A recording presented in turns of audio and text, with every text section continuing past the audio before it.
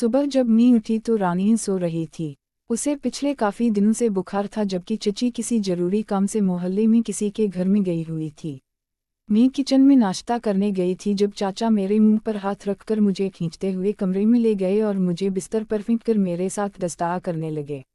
मैं इस अचानक अवतार पर बौखला गई थी। मैं चीखना चाह रही थी, चिल्लाना चाह रही थी, मगर उन्होंने मेरे मुंह पर हाथ रख दिया और मेरे साथ वह सब करते रहे जो किसी भी तरह से मेरे साथ इन्हें नहीं करना चाहिए था। काफ़ी देर तक मैं इनके हाथों खिलौना बनी रही और वह मुझसे लज्जत हासिल करते रहे। मैं खुद को छुड़वाने की हर मुमकिन कोशिश कर रही थी, मगर उनकी गिरफ्त से निकल नहीं पा रही थी, क्योंकि वो मर्द थे और मैं इनके सामने बेबस और कमज़ोर थी और मेरी इसी कमज़ोरी का वह फ़ायदा उठा रहे थे। फिर जब बाहर दरवाजे पर खटके की आवाज़ सुनाई दी तो उन्होंने मुझे एड़ में छोड़ दिया था। मैं भागते हुए उनके कमरे से निकली थी। चाचा अक्सर ही ऐसा करते थे। जब भी घर में वह ज़रा सी भी तन्हाई पाते तो मुझे अपनी गिरफ्त में ले लिया करते थे और फिर मेरे साथ दस्तदाएं करते हुए मुझे इसी तरह से एटा पहुंचाया करते थे, जैसे कि आज पहुंचाई थी। या जिस तकलीफ से गुजर रही थी मैं वह किसी के इसके बारे में बता भी नहीं सकती थी। पूरा दिन मैं आज के वाक़ये की गौर करती रही कि इस मुसीबत से कैसे निकलूं, लेकिन मुझे इस मुसीबत से निकलने का कोई रास्ता भी समझ नहीं आ रहा था। छुट्टी के बाद जब स्कूल से वापस आ रही थी तो सामने देखकर मैं टटक रह गई थी। आज मैं अकेली थी। आज मेरे साथ ना रानी थी और ना कोई और सहेली थी और ना ही घर का कोई बच्चा था। जभी मैं खौफ से कांपते हुए घर की जानिब आ रही थी, सामने ही पीपल के डाकाटा के नीचे वही लड़का अपने आवारा दोस्तों के साथ खड़ा था जो पिछले कुछ दिनों से यहाँ पर मौजूद होता था। उसने जब मुझे अकेले देखा तो फौरन से अपनी जगह से आगे बढ़ाया और मेरा रास्ता रोककर खड़ा हो गया था। मैं इस अयाटटा पर बौखला गई थी, लेकिन रुकी नहीं थी। माना कि तुम बहुत खूबसूरत हो, मगर इसके साथ साथ तुम बहुत मगरूर भी हो। अब ऐसा भी किया खुद पर अगरूर कि तुम मुझे इन चीज़ पर नज़र डालना भी गवारा नहीं करती। उसकी बात सुनकर मुझे गुस्सा तो बहुत आया, मगर उसके साथ साथ मैं यह सोचकर काँपा हो गई कि अगर किसी ने देख लिया तो ना जाने क्या होगा। तभी मैं उसको धक्का देकर वहाँ से तेज तेज कदमों से चलने लगी थी। जभी मेरे पीछे इन सबके बुलंद काकों की आवाज़ सुनाई दी थी, आखिर बचकर कहाँ जाओगी, एक न एक दिन तुम हमारे ही काबू में जरूर आओगी। उसकी बात सुनकर मैं बहुत बुरी तरह से घबरा गई थी और जब मैं घर आने के बाद खाना खा रही थी तब चाची मुझे कहने लगी कि आज मैं एक रिश्तेदार के घर जा रही हूँ। वहाँ पर पार्टी हो गई है और हो सकता है कि मैं रात आज वापस ना आऊँ। चाची की बात सुनकर नावल मेरे हाथ से छूटकर प्लेट में जा गिरा था। अब मेरे लिए खाना खाना मुश्किल ही नहीं नामुमकिन बात हो गई थी। एकदम ही चाचा के नाम से खौफ मेरे बूत आंखों के सामने आ खड़ा हो गया था। अगर चाची आप अगर चली जाएंगी तो मैं क्या करूंगी? मैं अकेली रह जाऊंगी। मेरा खौफ से चेहरा बिल्कुल पीला पड़ गया था। चाची ने मेरे चेहरे के तजुर्बा देखे तो हैरान रह गई। अरे शाहजी, तुम किस बात से इतना डर रही हो? रानी भी तो घर पे ही है और तुम्हारे चाचा भी तो हैं घर पर। तुम्हें किस बात का खतरा है? क्या बात है, तुम इतनी परेशान क्यों हो गई हो? चाची ने मुझसे पूछा। उनकी बात सुनकर ही मैं रोना शुरू हो गई थी। जो कुछ चाचा उनकी गैर मौजूदगी में मेरे साथ करते थे वह बर्दाश्त करना मेरे लिए मुमकिन नहीं रहा था। अब की बात अपनी जगह पर ठीक है, मगर आपकी कमी कोई दूसरा पूरी नहीं कर सकता और आप जानती हैं कि जब से अम्मी अब्बू पार्टा हुए हैं तब से मैं कितना अकेला पड़ गई हूँ। अगर आप ना होती तो ना जाने मेरे साथ क्या होता। मुझे समझ नहीं आ रहा था मैं चाची को कैसे ओकम। वह मेरी बात को सुनकर हंस पड़ी और कहने लगी कि काली ना हो तुम, घर में सब लोग मौजूद हैं। तुम्हारा चाचा भी तो घर पर ही है ना, और तुम्हारा तो मुझसे ज्यादा इसके साथ करीबी रिश्ता है। वो तुमसे बहुत प्यार करता है, कितना ख्याल रखता है तुम्हारा। फिक्र मत करो, मैं कल सुबह ही वापस अब वहाँ से आ जाऊंगी। यह भी तो देखो कि कितना वक्त हो गया है। मैं अपने मायके में रात रहने के लिए नहीं गई, कभी फुर्सत ही नहीं मिली, और अब जब फुर्सत मिली है तो एक आध दिन वहाँ पर रहकर मैं अपनी सखियों और बहनों के साथ वक्त गुजारना चाहती हूँ। चाची जाने की तैयारी कर रही थी, मगर मैं इन्हें अपने खौफ की वजह से नहीं बता सकती थी। मैं इसे यह नहीं बता सकती थी कि इसके जाने का सुनकर मुझ पर क्या क़यामत गुजर रही है। शाम को जब चाचा घर पे आया तो उसने घर में दाखिल होते ही चाची की गैर मौजूदगी को नोट कर लिया था और मुझसे कहने लगा कि तुम्हारी चाची कहाँ है। मैंने डरते डरते उसे बताया कि वह आज घर पर नहीं है, वह शायद कल वापस आए। मेरी बात सुनकर उसकी आंखें खुशी से चमक उठी। उसकी आंखें खुशी से चमकने लगी थी। वो जोरदार अंदाज में काक लगाकर बोला, यह तो बहुत अच्छी बात है, आज तो फिर बहुत मजा आएगा। वो मुझे मायने का अंदाज में घूरता हुआ कमरे में चला गया था और मैं जी जान से कांप कर रह गई थी। कहने को वो मेरा चाचा था और मेरे सर पर उसने शफकत का हाथ रखा था, मगर दर हकीकत वो एक ऐसा इंसान था और मेरे साथ वह क्या कुछ करता था यह मैं ही जानती थी।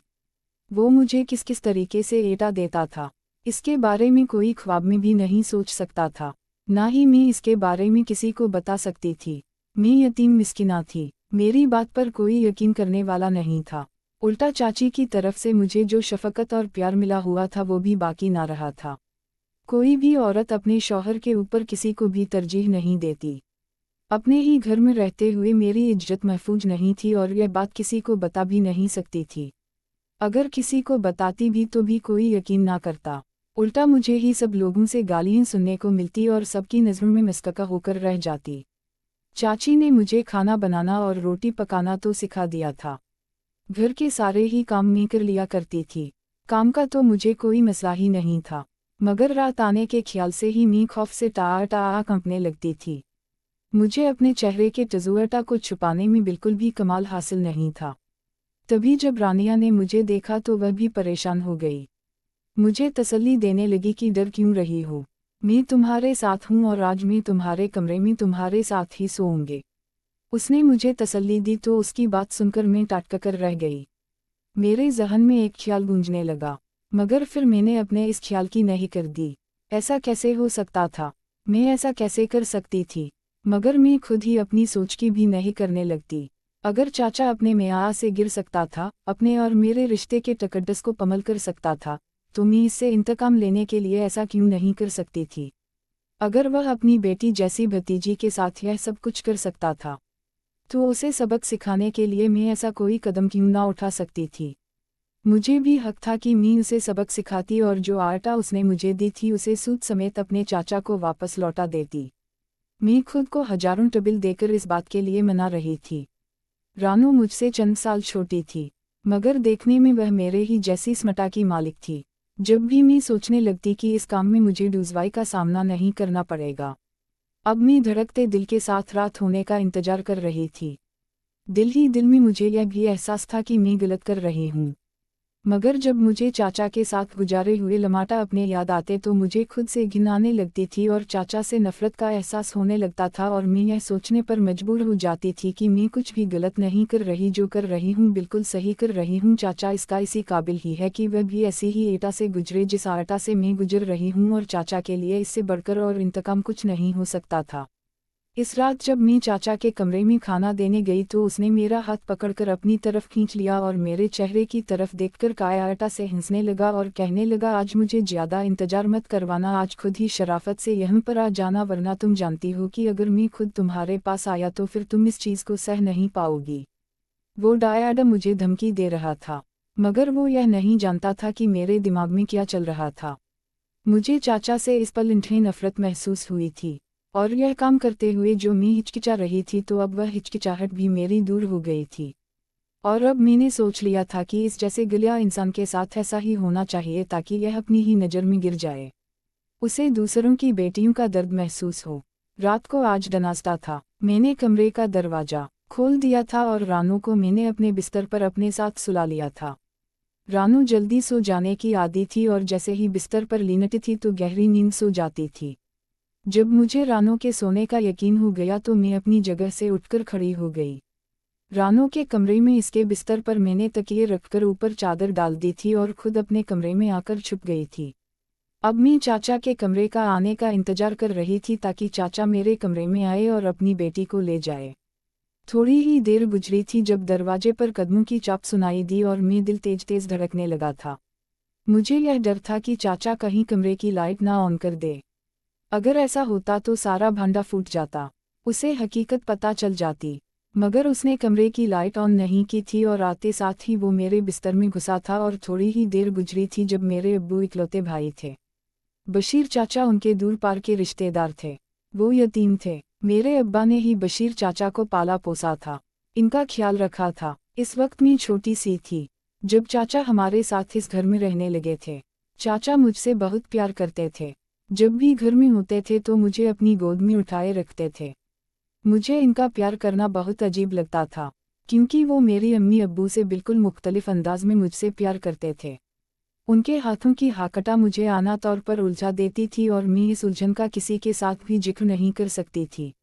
मेरा मासूम ज़हन इस चीज़ को समझने के लिए तैयार नहीं था। जूझ मेरी उम्र बढ़ती जा रही थी तब तक मुझे इस बात का एहसास हो रहा था कि चाचा मेरे साथ गैर मुनासिब हाकटा करता है और मैं चाहकर भी अपनी बेटी को मुँह को इस बारे में बता नहीं सकती, क्योंकि मेरी मुँह चाचा पर बहुत ज़्यादा एतबार करती थी। मैं खुद चाचा को बचाने की खातिर हर मुमकिन कोशिश करती थी, मगर किसी ना किसी बहाने से वह मुझे अपने कमरे में ले जाते थे और फिर मेरे साथ वह सब हरकतें करते थे जो मुझे बेहद बुरी लगती थी और ईटा में मेटल करती थी। इन्हीं ही दिनों अब्बा ने चाचा की शादी करवा दी थी और जब चाची चाचा की जिंदगी में आई तो वह मेरी तरफ से ब्याह हो गया था और अब वह मुझ पर ध्यान नहीं देता था। इस बात पर मैं अल्लाह का शुक्र अदा करती थी कि मेरी इससे जान छूट गई थी। मगर मैंने जो बचपन से आना आटा झेली थी, उसका मडवा शायद उम्र भर भी नहीं हो सकता था। कई साल बीत गए थे। एक दिन मेरे अम्मी अब्बू एक शादी में गए हुए थे और वापसी पर इनका एक्सीडेंट हो गया और वह दोनों मौका पर ही बाका हो गए थे। मेरी तो जैसे दुनिया अंधेर हो गई थी और कुछ भी समझ नहीं आता था। इनके बगैर कैसे जिंदगी गाऊंगे। तब चाची और चाचा ने मुझे संभाला था, मेरा साथ दिया था और इनकी वजह से ही मैं जिंदगी की तरफ लौट कर आई थी। चाचा की बेटी रानिया के साथ मेरी बहुत दोस्ती हो गई थी। ज़्यादातर वक्त हम दोनों एक साथ ही गुजारते थे। रानिया के अलावा चाचा को अल्लाह ताला ने और औलाद अता नहीं की थी। चची बहुत अच्छी खातून थी। वो मेरा बहुत ज़्यादा ख्याल रखती थी। चची के रूप में जैसे मुझे खोई हुई मुँह दोबारा वापस मिल गई थी। अक्सर रिश्तेदार, कावटिना और मोहल्ले की औरतें चची को मस्कक नज़रों से देखती थी कि शायद वो मेरे साथ ज्यादती करती होगी, बिन्नू की बच्ची के साथ वो बुरा रवैया रखती होगी। मगर ऐसा कुछ भी नहीं था। चाची बहुत अच्छी थी। अब जब मैं मैट्रिक क्लास में थी तो चाचा मेरे साथ फिर से वही सब करने लगा था जो कुछ वह बचपन में करता रहा था, बल्कि अब उस सब में पहले से ज़्यादा शिद्दत आ गई थी। पहले इनकी हरकतें सिर्फ 10 टाइम तक थी, मगर अब इनकी साठ बढ़ने लगी थी। मैं अब बहुत ज़्यादा डर गई थी। समझ में नहीं आता था कि मैं इस मुसीबत से कैसे छुटकारा हासिल करूं। और चाचा ऊपर से मुझे ही धमकी देता कि अगर तूने किसी को भी एक बात बताई कोई तो मुझसे बुरा कोई भी नहीं होगा। स्कूल में आते जाते गांव के कुछ लड़के मुझे तंग करते थे। मैं तो बचपन से ही अदम टाया हुआ का शिकार थी। यह बात मैं किसी को भी नहीं बता सकी थी। दिन ब दिन इन लड़कों की दीदा देरी बढ़ रही थी और घर में चाचा की दस्तार भी बढ़ रही थी और मुझे इन सब चीज़ों से छुटकारा हासिल करने का कोई जरिया नज़र नहीं आता था। कई बार मैं सोचती कि मैं यह सब चाची को बता दूं। मैं जिस मुसीबत से गुजर रही थी चाची को इस सब से आगाह कर दूं। मगर फिर मैं यह सोचकर खामोश हो जाती कि शायद वो भी मेरी बात पर यकीन ना करें। अगर ऐसा हुआ तो मैं कहूँ जाऊंगी। मेरा तो इन दोनों के अलावा कोई भी नहीं था। ना मेरा ननिहाल में कोई रिश्ता था और ना ही दयाल में था। चाचा और चाची के अलावा मैंने कोई रिश्ता नहीं देखा था। गो कि यह घर मेरा था। मगर अभी मैं कम उम्र थी, यह सब देखने के काबिल नहीं थी। ऐसे में मैं अगर यह लोग भी मुझे दुत्कार देते तो मैं कहीं जा सकती थी। जानती थी कि बाहर की दुनिया मुझ जैसी लड़कियों को तो सालिम निगल जाएगी। मेरे जैसी अकेली लड़कियों की इस बाहर की दुनिया में कोई जगह नहीं थी। और इस दिन चाची जब घर पर नहीं थी तो इस दिन चाचा ने हर हद पार कर दी थी। इस दिन मैं बहुत रोई, बहुत चिल्लाई, मगर चाचा को मुझ पर रहम नहीं आया और वो अपनी हवस पूरी करने के बाद ही उसने मेरी जान छोड़ी थी।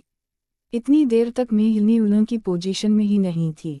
जब चाची घर आई तो वह भी मेरी हालत देखकर परेशान हो गई। पहले मेरा दिल चाहा कि मैं चाची को सारी बात बता दूं, मगर जब चाचा की धमकी याद आ गई तो मैं खामोश हो गई थी और चाची को यह कहकर टाल दिया कि मुझे बुखार हो रहा है। कितने दिन तक मैं स्कूल भी नहीं जा सकी थी और अब तो मुझे चाचा से बहुत डर लगने लगा था। मेरी आना हालत बिल्कुल ख़राब हो गई थी। मैं हर वक्त खौफ के असर रहती थी। चाची मेरी हालत देखती तो परेशान हो जाती और चाचा से कहती कि ना जाने इसे क्या हो गया, यह दिन ब दिन कमज़ोर होती जा रही है। और चाची की बात सुनकर चाचा मुझे भरपूर नज़र से सर से लेकर पाँव तक देखता था। इसकी नज़र में कांप कर मैं रह जाती तो कहने लगता कि ठीक ठाक तो है, यह अच्छी भली है, क्या है इसे। इसकी हवस भरी नज़रों से मैं घबरा जाती थी और फौरन वहाँ से गायब हो जाती थी। कक्की को अब तक अपने शौहर के बारे में अंदाजा नहीं हो सका था, और अब जब इस दिन कक्की ने बताया कि वह आज रात को घर नहीं होंगी, तो यह सुनकर ही मैं डर गई थी कि चाचा ना जाने मेरे साथ इनकी गैर मौजूदगी में क्या सलूक करेगा। तभी मैंने बहुत काम करने का इरादा किया हो जो शायद आम हालात में करने के बारे में मैं कभी सोच भी नहीं सकती थी, मगर चाचा को सबक सिखाने के लिए करना बहुत जरूरी था। चाचा को बिस्तर पर गए हुए थोड़ी ही देर गुजरी थी जब रानिया की दिलकास के खून से पूरा कमरा गूंज उठा। रानिया की और मेरी आवाज में जमीन आसमान का फर्क था। एकदम उससे यूं पीछे हटा था जैसे उसे बिच्छू ने डंक मार दिया हो। तभी उसने कमरे की लाइट ऑन की और मेरे बजाय जब रानिया को मेरे बिस्तर पर देखा तो उसके चेहरे का रंग बदल गया और खौफ से उसकी आंखें फटी की फटी रह गई। रानिया भी अपने बाप को देखकर बहुत बुरी तरह से कांपा हो गई थी और बुरी तरह से रो रही थी। चचा में इतनी हिम्मत नहीं थी कि वह रानिया के पास आता और उससे कोई बात करता, जब ही वह लड़खड़ाते कदमों से कमरे से बाहर निकल गया था और फिर मैं अपनी जगह से उठकर रानिया के पास आ गई। कितने लम्हे हम दोनों के दरमियान खामोशी की नज़र हो गए थे। रानिया बुरी तरह से रो रही थी, सिसक रही थी और मेरे पास उसे टटाली देने के लिए एक भी लया नहीं था। तभी मैं उससे कहने लगी कि मैं तुमसे माफ़ी चाहती हूँ, मेरी वजह से तुम्हें यह सब बर्दाश्त करना पड़ा। मेरा इतना ही कहना था कि रानिया ने मुझे गले से लगा लिया और रोते हुए कहने लगी कि तुम यह सब कब से बर्दाश्त कर रही हो। अब जब उसने मुझसे यह बात पूछी तो मेरे ही जबत के तमाम बंधन टूट गए थे और मैंने बचपन से ले अब तक रानिया को अपनी तमाम बीती हुई बातें बता दी। रानिया के चेहरे पर अब बिकना फैली हुई थी और वह हैरान नज़रों से मुझे देखे जा रही। तुम इतना जुल्म कैसे बर्दाश्त करती रही? आखिर तुमने अम्मी को यह सब क्यों नहीं बताया? क्यों इतनी बड़ी बात छुपाई? उसकी बात सुनकर मैं सर झुका गई और कहने लगी कि मैं डर गई थी। मुझे चाचा ने धमकी दी थी कि अगर मैंने किसी को कोई बात बताई तो वो मेरे साथ बहुत बुरे तरीके से पेश आएंगे, मुझे घर से निकाल देंगे और मुझे बदनाम भी करेंगे। यह सुनकर रानिया ने अपना सर पकड़ लिया था। मैं कभी सोच भी नहीं सकती थी कि मेरे अब्बू इस हद तक भी गिर सकते हैं, वो ऐसा भी कर सकते हैं। मगर अब तुम फिक्र मत करो, कल अम्मी को घर आने दो, सारी बात हम अम्मी को बताएंगे और अब तुम्हारी इस मुसीबत से जान छूट जाएगी। मगर मैं खुद जिसाना एटा में मब्तल हो गई हूँ, मैं तुम्हें बता भी नहीं सकती। मेरा जिस्म जैसे जल रहा है, मेरे बाप की गलत गलता मेरे जिस्म से कमटा गई है। मैं उसकी आटा का अंदाजा कर सकती थी कि उसे जिंदगी में पहली बार किसी मर्द ने इस अंदाज में छुआ था, और वह मर्द कोई और नहीं बल्कि उसका ही बाप था, और उसकी आटा का अंदाजा कोई इंसान नहीं कर सकता था। बाकी की रात मेरी आंखों में ही कटी थी। पूरी रात रानिया की सिस्कीम मेरे कानों में गूंजती रही और मैं इस एहसास नाडमटा में मटल होती रही कि मुझे ऐसा करने की क्या जरूरत थी। काश रानिया के साथ ऐसा ना करती तो आज वो इस करब से ना गुजर रही होती। मगर मेरे पास भी तो इसके अलावा कोई रास्ता नहीं था। अगर यह सब ना करती तो चाचा को अपनी गलती का एहसास कभी हो ही नहीं सकता था। अगले दिन सुबह सवेरे ही चाची मुझे अपने कहे के मुताबिक घर आ गई थी, और जब मैं इनकी और मेरी रानी के चेहरे पर नजर पड़ी तो वह हैरान और परेशान रह गई। चाचा सुबह सवेरे ही घर से निकल गया था बाहर, और वह शायद अब किसी से नज़र मिलाने के काबिल ही नहीं रहा था। और चाची ने जब हम दोनों से उतरे हुए चेहरे देखे तो परेशान हो गई। क्या बात है, तुम दोनों इस कदर हवास पकाटा क्यों लग रही हो? सब काया ईटा है, तुम्हारे अब्बू किधर है? चाची को कुछ समझ ही नहीं आ रहा था कि यह सब क्या है। आज चाचा को छुट्टी थी और वो घर पर ही नहीं थे। अमूमन तो छुट्टी का दिन घर पर ही गुजारा करते थे। चची अपने शौहर से बहुत मोहब्बत करती थी और इनका हर वक्त ध्यान चाचा की तरफ ही रहता। इस सवाल पर मैं इनसे नजरें चुरा कर रह गई थी। रानी कक्की को लेकर कमरे में चली गई और उन्हें वो सब बता दिया। यह सब सुनकर कक्की को भी शौक लगा था। वो भी अबिकिना की कैपाईटा में थी। वह भी रोते हुए मुझसे यही पूछ रही थी कि तुमने आखिर यह सब कुछ मुझे क्यों नहीं बताया? तुम यह तकलीफ बर्दाश्त करती रही। अगर मुझे बता देती तो मैं तुम्हें इस आटा से छुटकारा हासिल करवा देती। चाची की बात पर अयासाड़ा अंदाज में मुस्कुरा दी और कहने लगी कि मैं डर गई थी और इस डर की वजह से मैं अपनी जुबान बंद रखने पर मजबूर हो गई थी। चाची बहुत ज्यादा गुस्से में थी। वो कहने लगी कि आ जाने दो अपने बाप को। मैं इससे पूछती हूँ कि मैं गैरत बिल्कुल मर गई है क्या इसमें? उसे बिल्कुल शर्म नहीं आई अपनी सगी भतीजी के साथ ऐसा करते हुए। मगर यह सब कहने की नौबत ही नहीं आई। शाम को जब हम तीनों घर में मौजूद थी तो दरवाजे पर दस्तक की आवाज़ सुनाई दी। चची ने जब दरवाज़ा खोला तो बाहर काफ़ी सारे लोग खड़े थे। तभी एक शख्स ने बताया कि चाचा का एक्सीडेंट हुआ और उनकी मौत वाक़या हो गई है और वह हम लोगों को छोड़कर चले गए हैं। यह सुनकर हम अपनी अपनी जगह पर अबेकिना थे। चची तो जैसे पत्थर का पुत बन गई थी। वो जवानी में ही बेवा हो गई थी। वो जो चाचा से लड़ने का सोच रही थी उनसे बहस करने का सोच रही थी। अब जब उनकी मौत के बारे में पता चला तो वह जैसे धआस ही गई थी। मगर रानिया को इस चीज़ से कोई फ़र्क नहीं पड़ा था। मैंने उसे एक बार भी रोते हुए नहीं देखा था। चाचा को पालता हुए कितना ही वक्त गुजर गया था और कभी मैंने रानिया के मुंह से उनका नाम तक नहीं सुना था। और इस बात पर मैं बहुत ज़्यादा हैरान होती थी। एक दिन जब मैंने रानिया से इस बारे में पूछा